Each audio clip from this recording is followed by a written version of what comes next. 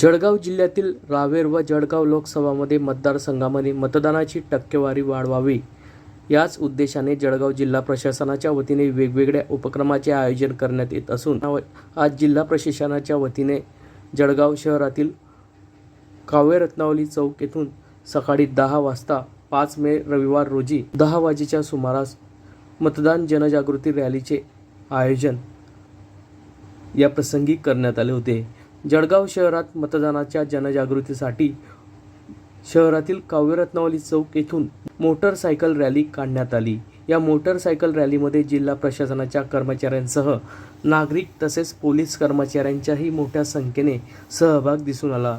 काव्य रत्नावली चौक, आकाशवाणी चौक, स्वातंत्र्य चौक, टावर चौक या मार्गे ही रॅली मार्गस्थ झाली। शिवतीर्थ मैदान येथे या रॅलीचा समारोप करण्यात आला। या रॅलीच्या माध्यमातून नागरिकांना मतदानाचा हक्क बजावण्याचे आवाहन करण्यात आले।